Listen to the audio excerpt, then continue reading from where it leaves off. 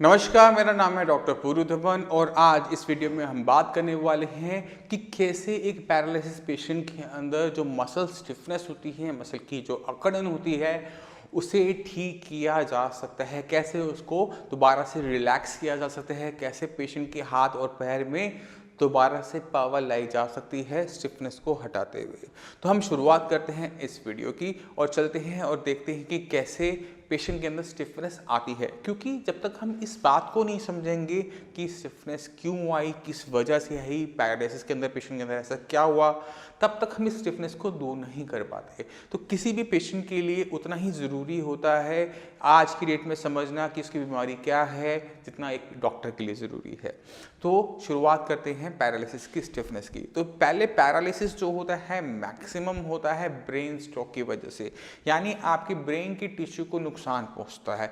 ये नुकसान दो तरीके से पहुंच सकता है, या तो आपके ब्रेन में क्लॉट आया होगा या ब्रेन के अंदर ब्रेन हैमरेज ब्लीडिंग हुई होगी।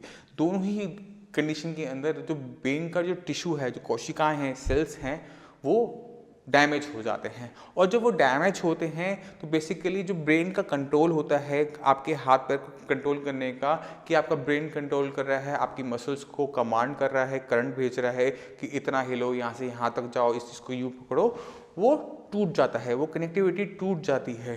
तो रिजल्ट क्या होता है कि आपकी जो मसल्स हैं बिना किसी सिग्नल, क्योंकि सिग्नल अब आ नहीं रहा, तो वो टाइट हो जाती है, ऐसे बिल्कुल टाइट हो जाएंगी। अब आप पेशेंट का हाथ नीचे भी लेके आओगे, ये वापस दोबारा से ऊपर आ जाएगा। उंगलियां खोलनी चाहोगे, खुल जाएंगी, बट फिर से बंद हो जाएंगी। तो ये तब होता है जब आपके ब्रेन की कनेक्टिविटी बिल्कुल ख़त्म हो जाती है। कुछ हो सकता है कुछ केसेस के अंदर थोड़ी बहुत हो, और जो थोड़ी बहुत होती है उससे क्या होता है, पेशेंट अपना हल्का सा शोल्डर बस उठा लेता है या थोड़ा सा खोलेगा और बंद हो जाएगा, क्योंकि जो कनेक्टिविटी है वो सारी मसल्स के साथ अब नहीं रही, अब कुछ मसल्स के साथ है, और जिस कनेक्टिविटी जिस मसल्स के साथ है बस वही मसल हिल पाती है। तो ये तो कारण था स्टिफनेस का, कि जो स्टिफनेस एक पेशेंट के अंदर तब आती है जब आपकी ब्रेन की कनेक्टिविटी आपकी हाथ पैर की मसल से ख़त्म हो जाती है, क्योंकि वो जो टिश्यू था जो उसे कंट्रोल कर रहा था वो ख़त्म हो गया। अब शुरुआत करते हैं कि हम इसकी कैसे स्टिफनेस को कंट्रोल कर सकते हैं, कैसे इसको हम ठीक कर सकते हैं। क्योंकि अगर आप किसी भी पैरालिसिस ट्रीटमेंट में आप जाएंगे, कहीं पर भी आप जाएंगे, तो अक्सर स्टिफनेस का इलाज आपको क्या बताया जाता है कि आप इसमें तेल की मालिश करो, इसकी सिकाई करो, इसकी फिजियोथेरेपी करवाओ। ठीक, अगर आप फिजियोथेरेपी करवा रहे हैं, कई महीने हो गए हैं, कई साल हो गए हैं और आपकी स्टिफनेस नहीं जा रही, तो अब ज़रा ध्यान से सुनिएगा। ये स्टिफनेस आपके हाथ पैर से इसलिए नहीं जा रही क्योंकि जो कनेक्टिविटी ब्रेन बनाता है मसल के साथ वो नहीं बनी हुई। आप जितनी मर्जी इस हाथ को खोल लो, एक्सटेंशन एक्सरसाइज करवा लो, उंगलियां खोल लो, इन हाथ की उंगलियों को खोलने से, हाथ की एक्सरसाइज करवा लेने से यहाँ की जो मसल्स का कनेक्टिविटी आपके ब्रेन से नहीं बन सकती, क्योंकि आप हाथ पैर मसल्स को हिला रहे हो। आपको क्या ज़रूरत है, अपने ब्रेन को हिलाने की, ब्रेन पे काम करने की ज़रूरत है, क्योंकि कनेक्शन तभी बन पाएगा और तभी आपका हाथ रिलैक्स हो पाएगा। इसको समझना बहुत मुश्किल नहीं, बहुत आसान है, क्योंकि जब तक हम किसी भी बीमारी की जड़ पे काम नहीं करते, सही तरीके से उसके हम काम नहीं करते, तब तक पेशेंट को आराम नहीं मिल पाता। इसलिए आपको पैरालिसिस के पेशेंट कई कई साल पुराने मिल जाते हैं, कई कई साल से फिजियोथेरेपी भी करवा रहे होंगे, मालिश भी कई इतनी बार करवा चुके होंगे, मगर जो उनकी स्टिफनेस है वैसी की वैसी ही इसलिए हो रहा होता है क्योंकि कनेक्टिविटी जो ब्रेन की है मसल्स के साथ वो नहीं हो पाती। अब ये कैसे लाई जा सकती है, ये भी एक बहुत इंपॉर्टेंट टॉपिक हो जाता है। ये कनेक्टिविटी आपका ब्रेन ही लेकर आता है, आपकी बॉडी ही लेकर आती है। तो इसके लिए हमें समझना पड़ता है पैरालिसिस को, ब्रेन स्ट्रोक को, कि क्योंकि उसी की वजह से ये कनेक्टिविटी गई। आपके जब किसी को भी ब्रेन स्ट्रोक होता है, नुकसान होता है दो तरीके से, या तो उसके ब्रेन में क्लॉट आया होगा ब्लड सर्कुलेशन के अंदर, या ब्रेन के अंदर किसी टाइप की ब्लीडिंग हुई होगी जिसकी वजह से ब्रेन का जो टिश्यू है वो डैमेज हो जाता है। अब ये डैमेज हुआ है, ख़त्म हो गया है, फिनिश हो गया है, इसकी रिकवरी नहीं देखी जाती कि वो दोबारा से शुरू हो जाए, काम करना शुरू कर दे, ऐसा नहीं देखा जाता। मगर क्या देखा जाता है कि जब आपको स्ट्रोक हुआ था, सोचो उस कंडीशन को सोचो, जब आपको स्ट्रोक हुआ था तब कंडीशन आपकी बिल्कुल डिफरेंट थी, आप बिल्कुल बेड पे थे, लेटे हुए थे, आपसे खड़ा नहीं हो जाया जाता था, आपसे बैठा नहीं जाता था, करवट नहीं ली जाती थी, मगर अगले 6 महीने के अंदर आप चलने भी लगे, हाथ भी उठाने लगे, काफ़ी अच्छी रिकवरी हुई। कैसे हुई?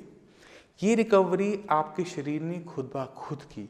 अगर एक पैरालिसिस ब्रेन स्ट्रोक के पेशेंट के अंदर हम कोई ट्रीटमेंट नहीं देते तो भी पेशेंट के अंदर रिकवरी देखने को मिलती है कि पेशेंट अगर बेड पे था तो 6 महीने बाद चलना थोड़ा बहुत शुरू कर देता है। उसमें हाथ में ताकत नहीं है अलग बात, पैर में पूरी ताकत नहीं है अलग बात, ढंग से नहीं चल पा रहा अलग बात, मगर उसमें रिकवरी आपको देखने को मिलती ही मिलती है, बिना किसी एक्सरसाइज, बिना किसी मेडिसिन, बिना किसी कुछ के किए। ये इसलिए हो पाता है क्योंकि आपके शरीर के अंदर हीलिंग पावर होती है। हीलिंग पावर यानी जब कभी आपके शरीर में किसी भी टाइप का जख्म होता है, हड्डी टूटती है, चोट लगती है, तो वो घाव भरना शुरू हो जाता है। क्योंकि ब्रेन स्ट्रोक के अंदर, पैरालिसिस के अंदर भी आपके दिमाग के अंदर चोट लगी थी, वो अब शरीर उसकी रिकवरी शुरू करता है, और जब उसकी रिकवरी शुरू करता है तो वो दोबारा से जो करेक्शन होता है मसल्स के साथ वो बनाना शुरू करता है। तो 6 महीने तक तो वो काफ़ी अच्छी रिकवरी दिखा देता है। दिक्कत कब आती है? जब ये 6 महीने बीत जाते हैं और पेशेंट के अंदर रिकवरी इतनी नहीं हो पाती कि आपके हाथ पैर में फंक्शनिंग आ सके। फंक्शनिंग या मतलब कि आपके हाथ पैर में काम करने की क्षमता आ सके। इस क्षमता को लाने का काम करने के लिए हमें ब्रेन पे ही चलना पड़ता है और ब्रेन से ही काम करना पड़ता है। हमें ब्रेन को वो चीज़ देनी पड़ती है जिससे उसकी जो हीलिंग प्रोसेस है वो दोबारा से स्टार्ट हो सके। और जैसे पहले 6 महीनों में स्ट्रोक पड़ने के बाद जो पहले 6 महीने थे, आपके शरीर में जो बदलाव आ रहे थे वो बने रहे, वो चलते रहे। इसमें काम करती है, इसमें हेल्प करती है साई संजीवनी की जो मेडिसिन हम जो देते हैं, वो पेशेंट के अंदर वो हीलिंग प्रोसेस को दोबारा से स्टार्ट करती है। और ये हीलिंग प्रोसेस स्टार्ट होता है, इसके बाद ज़रूरत पड़ती है आपको रिपीटिशन की। ये रिपीटिशन क्या है मैं आपको आगे समझाऊंगा, मगर जैसे ही आपके ब्रेन की कनेक्टिविटी दोबारा से बननी शुरू होती है, ब्रेन दोबारा से आपका रास्ता ढूंढता है आपकी मसल्स तक का, क्योंकि हमारे ब्रेन ने बहुत अच्छा एक कनेक्टिविटी बना रखी होती है हर एक मसल्स के साथ। ये वेब की तरह होती है, ये एक ऐसा वेब होता है, इसको इसमें से समझो कि मकड़ी के जाल की तरह पूरे शरीर में फैला हुआ होता है। अगर एक रास्ता बंद भी हो जाता है तो उसके बाद दूसरा रास्ता होता है उस चीज़ को कंट्रोल करने का। क्योंकि अब जैसे मान लो आपकी उम्र है 25 साल, 25 साल में आपको ब्रेन स्ट्रोक हुआ या 40 साल में आपको ब्रेन स्ट्रोक हुआ, तो 40 साल तक उस रास्ते को इस्तेमाल नहीं किया गया, उस कनेक्टिविटी को इस्तेमाल नहीं किया गया, तो उसको सिखाना पड़ता है। उसको दोबारा से, जैसे छोटा बच्चा सीखता है अपना हाथ पैर चलाना, वैसे सिखाना पड़ता है। इसके लिए हमें ब्रेन की हीलिंग प्रोसेस को स्टार्ट कर फिर करवानी पड़ती है रिपीटिशन। रिपीटिशन यानी एक काम को बार बार करने से आपका हाथ आपके ब्रेन को सिग्नल भेजता है कि मेरे हाथ को ये काम करने में दिक्कत हो रही है, ये हाथ मेरा यहाँ से यहाँ नहीं जा रहा, तो वो आपके ब्रेन को बताता है ओके ये ठीक काम सही तरीके से नहीं हो रहा, तो इसमें थोड़ी सी फाइन ट्यूनिंग कर दो, इसको थोड़ा सा चेंजेस करो, सिग्नल का स्ट्रेंथ चेंज करो, सिग्नल का तरीका भेजने का चेंज करो। और आप क्या देखते हो, वो धीरे धीरे जितनी बार इस काम को आप करोगे, सिग्नल जाएगा, ब्रेन उसे समझेगा, इवेल्युएट करेगा, अपने सिग्नल सेंड करने की क्षमता को चेंजेस करते हुए आपके हाथ के अंदर चेंजेस आने शुरू हो जाते हैं।